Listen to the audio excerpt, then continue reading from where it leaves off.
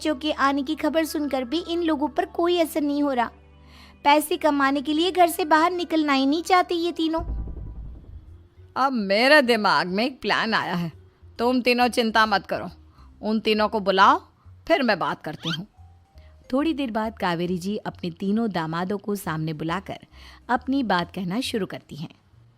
अविनाश, सुमित और विवेक, देखो बेटा, मैं ना तुम तीनों से बड़ा प्यार करती हूँ, इसीलिए तो तुम्हें घर जमाई बना कर रखा है मैंने। अरे मम्मी जी, सीधे सीधे कहिए ना, क्या बात है? प्यार तो हम भी आपको बहुत करते हैं। अरे मम्मी जी, आपकी इज्जत भी बहुत करते हैं। अरे भाई, आपके जैसी सास और कमाने वाली बीवी सबको मिलती है क्या? हाँ मम्मी, विवेक और सुमित ठीक कह रहे हैं।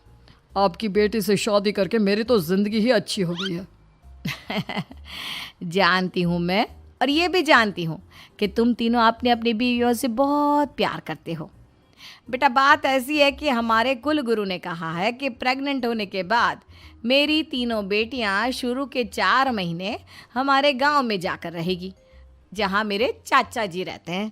अरे लेकिन क्यों मम्मी, गांव में जाकर रहने की क्या ज़रूरत है इन तीनों को? वो क्या है ना बेटा, हमारे परिवार को एक श्राप है।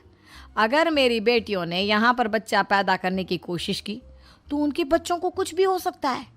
इसलिए अब से लेकर 4 महीने पूरे होने तक इन्हें गांव वाले घर में रहना पड़ेगा। हाँ, तो इसमें प्रॉब्लम क्या है मम्मी जी? हम भी वहाँ जाकर रहेंगे, पिकनिक मनाएंगे। अरे भाई, बीवी जहाँ हम भी वहाँ। हाँ यार, आइडिया तो बहुत अच्छा है। शहर की ज़िंदगी में रह रहकर परेशान हो चुके हैं, अब कुछ दिन गांव में बिताएंगे।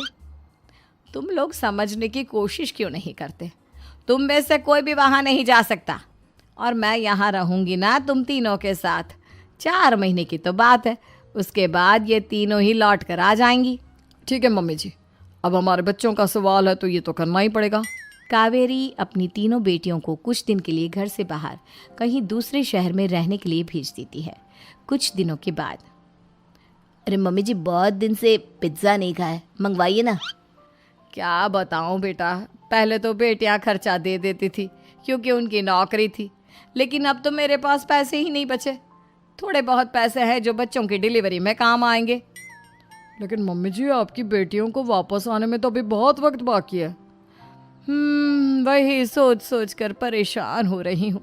सोच रही हूँ कल से दूध भी बंद करवा देती हूँ। अब दूध वाले को देने के लिए पैसे भी तो नहीं है ना। अरे नहीं नहीं मम्मी जी, अगर दूध भी बंद करवा दोगी तो मुझे चाय कहाँ से मिलेगी? और चाय के बिना मैं तो मर ही जाऊंगा।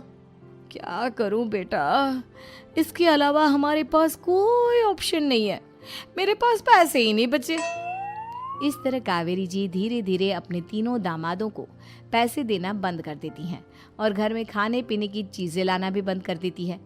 अब वो तीनों बुरी तरह से परेशान होने लगे थे और इसलिए एक दिन तीनों प्लान करके घर से बाहर निकलते हैं और बाजार में जाने के बाद, यार, अच्छा खाना खाए हुए कितने दिन हो गए, पता नहीं कब अच्छा खाना मिलेगा। हमारी बीवियों के जाने के बाद तो हमारी हालत भिखारियों जैसी हो गई है यार। कुछ भी हो, मुझे तो आज पिज्ज़ा खाना ही खाना है। जेब में 1 रुपया नहीं और पिज्ज़ा खाएगा, कहाँ से आएंगे पैसे? अरे देख, वहाँ सामने बोर्ड पर क्या लिखा हुआ है? कंप्यूटर पर काम करने के लिए एक आदमी की आवश्यकता है। भाई, मैं तो जा रहा हूँ, काम करूँगा और शाम तक पैसे लाकर आराम से पिज्ज़ा खाऊंगा। जा जा, तुझे कोई काम नहीं देने वाला, हम तो घर जा रहे हैं। चल भाई सुमित। सुमित और अविनाश वहाँ से चले जाते हैं और विवेक उस कंप्यूटर शॉप पर सारा दिन काम करके 5,000 रुपये कमा कर घर लौट कर आता है और अपने खाने के लिए अच्छी अच्छी चीज़ें भी लेकर आता है। ये देखकर विवेक और सुमित के दिल में भी कुछ पैसे कमाने की इच्छा जागती है। अरे सुबह सुबह कहाँ चल दिए तुम? मम्मी जी, एक बहुत अच्छी जगह मिली है। कंप्यूटर पर काम करने के 5,000 मिले थे कल मुझे। अगर रोज़ काम करूँगा तो पूरे 40,000 की तनख्वाह। अरे वाह, ये तो बहुत अच्छी बात है दामाद जी, आपको जाना ही चाहिए। सुमित और अविनाश विवेक को इस तरह तरक्की करते देखकर परेशान हो जाते हैं और वो दोनों भी काम की तलाश में निकल पड़ते हैं। धीरे धीरे उन दोनों को भी काम मिल जाता है। अब कावेरी के तीनों दामाद छोटी मोटी नौकरी करके अच्छा पैसा कमाने लगे थे। एक दिन कावेरी उन्हें अपने पास बुलाती है। अरे वाह, विवेक 40,000 कमा लेता है, अविनाश 60,000 और सुमित तुम भी 40,000 के आसपास कमा ही लेते हो। कुल मिलाकर तुम अच्छे खासे पैसे कमा रहे हो बेटा। हाँ मम्मी जी, बहुत मज़ा आता है जब महीने के एंड में मोटी रकम हाथ में आती है। पूछिए मत मम्मी जी, घर में रहकर रोटी बना बना कर औरतों जैसा महसूस होने लगा था मुझे तो। हाँ बेटा, तुम तीनों की बात तो बिल्कुल ठीक है।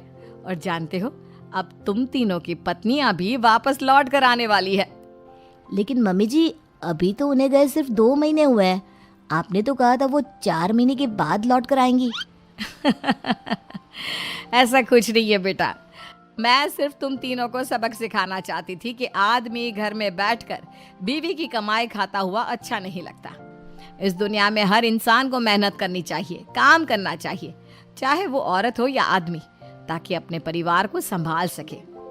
कावेरी की बात सुनकर उन तीनों को अपनी गलती का एहसास होता है और कावेरी उन्हें सच बता देती है कि ईशा, सुहाना और मोहिनी शहर में ही कहीं दूसरी जगह रह रहे थे।